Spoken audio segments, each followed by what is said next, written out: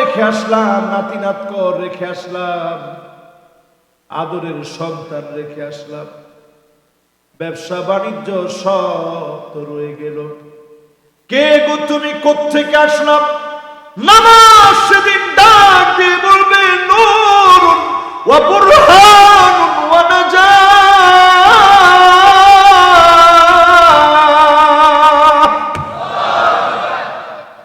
আমি তোমার আলো, নামাজ আজকে তোমার জন্য দাঁড়ায় গেলাম, সাক্ষী হয়ে রয়ে গেলাম। নামাজের সাক্ষীর কারণে যিনি মাফ করে দিবেন তিনি কে? আর যে এখনো বেনামাজি, আজকে আপনার জায়গাটা আপনি লেখেন। যে বেনামাজি এখনো আছেন, একটু লেখেন আপনার জায়গাটা কই। হাদিস বলে লাইসা লাহু নূরুন ওয়ালা বুরহানুন ওয়ালা নাজাহ, তার জন্য কোনো আলো নাই, কবরের ভিতরে কোনো সাক্ষী নাই।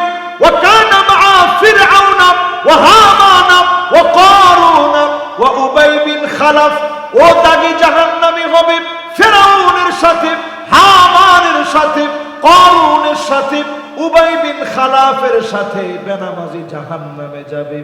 বেনামাজির জায়গাটা ভালো না মন্দ? জোরে কোন? ফেরাউন কি ভালো মানুষ? কারুন কি ভালো মানুষ? নমরুদ ভালো মানুষ? হামান ভালো মানুষ? সব দাগিয়া সাম, এগুলোর সাথে জায়গা হবে বেনামাজিদের। মদখুরের চাইতে বেনামাজি নিকৃষ্ট, জেনাকারের চাইতে বেনামাজি নিকৃষ্ট, বেনামাজির চাইতে নিকৃষ্ট আল্লাহর জমিনে কেউ নাই, কেউ নাই, কেউ নাই। ঠিক কিনা বলে? আচ্ছা, এর চাইতে কঠিন ভাবে কেমনে কমুকন? এর চাইতে কঠিন ভাবে বলা যায়? তাহলে আজকে থেকে নিয়ত করেন নামাজ পড়বেন, জোরে নামাজ পড়বেন। কে কে নামাজ পড়বেন টান টান করে হাতগুলো উঠান। লিল্লাহে তাকবীর। এবার হাতগুলো নামান, নামাজ পড়বেন তো ইনশাআল্লাহ। কিয়ামতের আগে একটা সময় আসবে এরকম, হাত্তা তুত্তাখাদাল মাসাজিদু তুরুকান, মসজিদের সামনে দিয়ে মুসল্লিরা হেঁটে চলে যাবে, নামাজের জন্য ঢুকবে না। এখনকার সময় একটু মিলায় দেখেন, এনায়েতপুরের এই কেন্দ্রীয় মসজিদ, এই মসজিদের সামনে দিয়ে অনেক যুবক, অনেক লোকেরা হেঁটে চলে যায়, নামাজের জন্য আসে না। আল্লাহর নবী যা 1500 বছর আগে বলে গেছেন, 1450 বছর আগে বলে গেছেন, 1500 বছর আগে নবীজি যা বলে গেলেন, মিলা দেখেন অধিকাংশ উম্মত এখন এমন মসজিদের সামনে দিয়ে হেঁটে চলে যায়, নামাজের জন্য যায় না। আমার মনে হয় মাশাআল্লাহ এই এলাকার লোকেরা অলরেডি নামাজি হইছে। ঠিক যেভাবে কইছেন, তার মানে 100%-এর ভিতরে 90% লোক নামাজ পড়ে নাকি? না একটু কম? কয় পার্সেন্ট? একজন কইছে হুজুর 10% পড়ে, বাকি না না 5%। এত খারাপ করেন না, না না না, এত একেবারে খারাপ করেন না। এদেশের লোক নামাজ না পড়লে আল্লাহ এমনি ভালোবাসে না? তাহলে কম 2 নম্বরে কি লাগবে? যার নামাজ ঠিক, জাহান্নামের আগুন তার জন্য হারাম হয়ে যাবে। জোরে করে আল্লাহু আকবার। এবার 3 number point to be noted ইনশাআল্লাহ। 3 নাম্বার পয়েন্ট। কয় নাম্বার? তাহলে 1 নাম্বারটা কি?